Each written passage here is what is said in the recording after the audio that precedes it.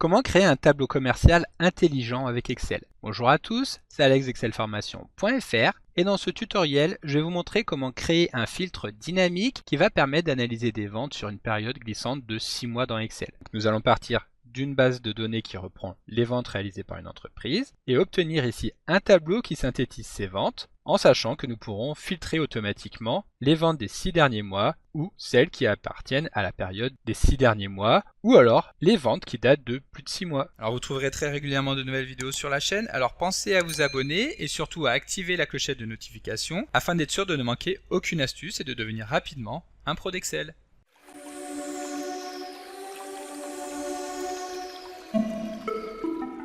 Comme d'habitude, si vous voulez être sûr de bien comprendre tout ce que nous allons voir dans le cadre de cette vidéo, vous pouvez télécharger le support de ce tutoriel en suivant le lien disponible dans la description de la vidéo, ce qui vous permettra de réaliser les opérations en même temps que moi pour bien comprendre tout ce que nous allons voir dans cette vidéo. Alors pour illustrer ce tutoriel, nous allons pouvoir utiliser le tableau que nous avons actuellement à l'écran, dans lequel sont repris les ventes d'une boutique de vêtements réalisées au cours de l'année 2024. Dans ce tableau de base, nous allons également souhaiter ajouter une nouvelle colonne qui va permettre de classifier les données selon la période glissante de 6 mois. Pour cela, nous allons ici afficher la colonne, et bien entendu, si vous êtes sur votre propre tableau, il suffira de l'ajouter à droite du tableau source de données. Ensuite, nous allons nous placer sur la première cellule, c'est-à-dire ici la cellule E9, et nous allons insérer une formule qui va automatiquement classifier les ventes comme faisant partie des 6 derniers mois ou alors de plus de 6 mois. Cette classification se basera bien entendu sur la différence entre la date de vente que nous avons dans la première colonne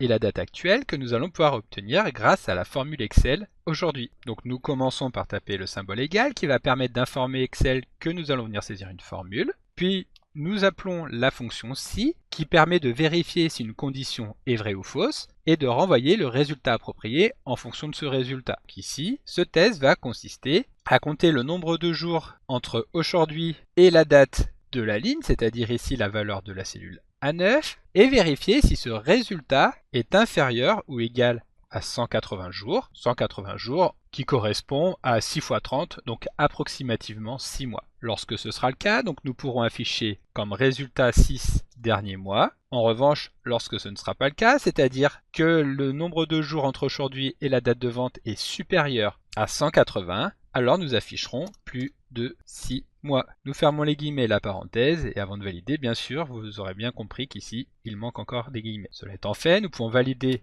en appuyant sur OK, pour que Excel nous informe donc que la première ligne qui a été faite le 1er janvier 2024 a plus de 6 mois, étant donné qu'aujourd'hui nous sommes le 30 septembre. Cela étant fait, il va nous suffire de dupliquer la formule sur toutes les cellules de la colonne, en la sélectionnant et en plaçant le curseur de la souris en bas à droite pour que ce curseur prenne la forme d'une croix. Ensuite, soit nous descendons manuellement jusqu'en bas de la colonne, soit pour aller encore plus vite, nous pouvons tout simplement double-cliquer pour qu'Excel étende automatiquement la formule sur toute la colonne. Et donc nous pouvons voir que la dernière vente qui a plus de 6 mois date du 30 mars.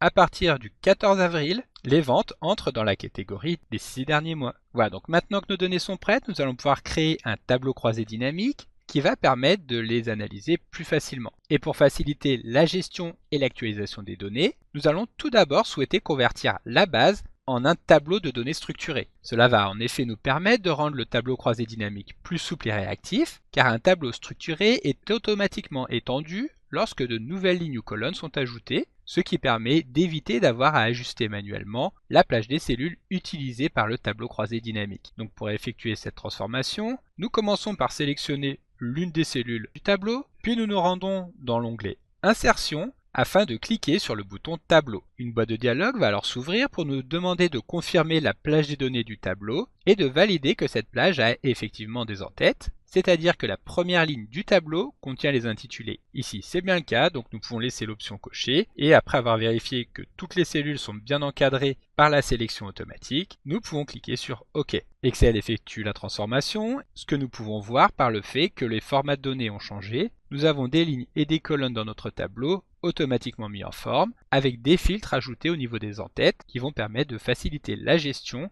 et la navigation dans les données. Et donc ensuite, pour faire reposer le tableau croisé dynamique sur ce tableau structuré, nous allons tout d'abord nous rendre dans le menu Création de tableau afin de donner un nom clair à ce tableau que nous allons appeler tout simplement base. Cela étant fait, nous revenons dans le menu Insertion et nous allons maintenant cliquer sur Tableau croisé dynamique. Nous voyons que automatiquement Excel va utiliser la base en tant que source de données du tableau croisé dynamique. Nous pouvons ensuite choisir si nous voulons insérer ce tableau croisé dynamique sur une nouvelle feuille ou sur une plage de cellules de la feuille existante. Ici, pour bien séparer les données et que les choses soient plus claires, nous allons choisir nouvelle feuille de calcul. Excel crée alors une nouvelle feuille qu'il a ici appelée feuille 1 avec notre tableau croisé dynamique vide prêt à être configuré. Pour cela, lorsque nous sélectionnons une des cellules du tableau croisé dynamique, nous pouvons voir que nous avons sur la droite un panneau latéral qui va permettre de personnaliser le tableau croisé dynamique. Si jamais celui-ci n'est pas présent, il vous suffit tout simplement de vous rendre dans Analyse du tableau croisé dynamique et de cliquer sur Liste de champs. Le bouton permet de masquer et d'afficher la liste des champs. Ensuite, nous allons pouvoir créer notre tableau en commençant par glisser le champ date que nous avons tout en haut dans la zone des lignes. Excel va alors automatiquement regrouper nos dates et ensuite nous allons faire glisser le champ produit, cette fois-ci au niveau des colonnes. Nous avons donc maintenant une matrice avec chacune des dates de notre base et chaque produit qui seront situés au niveau des colonnes. Ce tableau va donc nous permettre de voir nos ventes par type de produit et par jour. Pour finir, nous allons faire glisser le champ quantité dans la zone des valeurs afin que ici Excel nous place le nombre de produits vendus par type de produit et par date. Donc maintenant, pour pouvoir rendre notre analyse vraiment dynamique, nous allons ajouter un segment basé sur notre colonne période glissante. Les segments sont en effet des filtres visuels et interactifs qui nous permettent de basculer facilement entre les données des 6 derniers mois et celles qui sont plus anciennes. Pour ajouter un segment, nous sélectionnons une des cellules du tableau croisé dynamique, nous revenons à nouveau dans Analyse du tableau croisé dynamique au niveau du menu ruban et nous cliquons sur Insérer un segment. Excel nous affiche alors une mini boîte de dialogue qui nous permet de sélectionner la liste des champs à partir desquels nous allons vouloir générer notre segment. Ici, nous choisissons période glissante afin d'avoir une boîte qui va nous permettre de sélectionner rapidement les ventes des 6 derniers mois ou alors celles de plus de 6 mois en cliquant tout simplement sur les boutons. Pour réafficher toutes les données, nous cliquons donc ici sur l'entonnoir avec la croix rouge. Alors si jamais vous ne connaissez pas les tableaux croisés dynamiques, sachez que le principe d'un tableau croisé dynamique, c'est de stocker les données de base dans une zone tampon de l'ordinateur afin de faciliter la synthèse et l'analyse des grandes quantités d'informations. Cette zone tampon,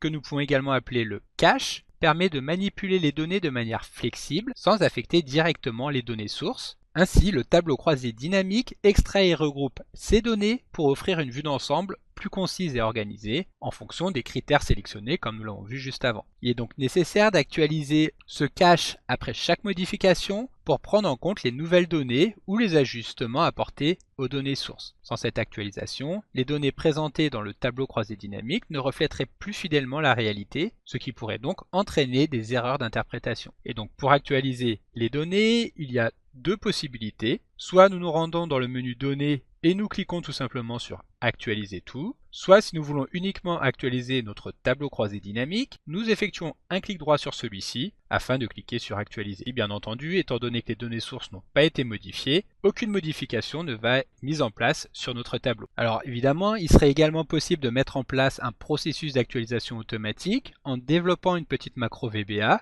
Si vous souhaitez en savoir davantage, vous trouverez dans la description de la vidéo le lien vers un tutoriel qui explique pas à pas comment mettre en place cette fonctionnalité. Voilà, donc pour tester les modifications du tableau croisé dynamique, nous allons nous rendre sur notre base de données, nous placer juste en dessous du tableau, en nous rappelant bien que, étant donné que nous avons mis en place ici un tableau structuré, le fait d'ajouter une nouvelle ligne à la suite va permettre de l'intégrer directement dans la plage des cellules du tableau. Donc ici, nous allons ajouter par exemple une nouvelle ligne le 24 octobre. Ici, nous avons vendu un t-shirt, plus exactement 55 t-shirts, des t-shirts d'une valeur unitaire de 15,99 €. Bien entendu, étant donné qu'il s'agit de la date la plus récente, celle-ci fait bien partie des 6 derniers mois. Maintenant, comme je vous l'expliquais juste avant, si nous revenons sur le tableau croisé dynamique, nous pourrons constater que nous n'avons pas encore cette ligne intégrée dans le tableau. En revanche, lorsque nous allons actualiser les données, une nouvelle ligne va bien être insérée en dessous avec la vente qui correspond à la ligne que nous venons d'ajouter. Cela étant fait, si nous filtrons uniquement les ventes des 6 derniers mois, bien entendu, cette nouvelle ligne sera également intégrée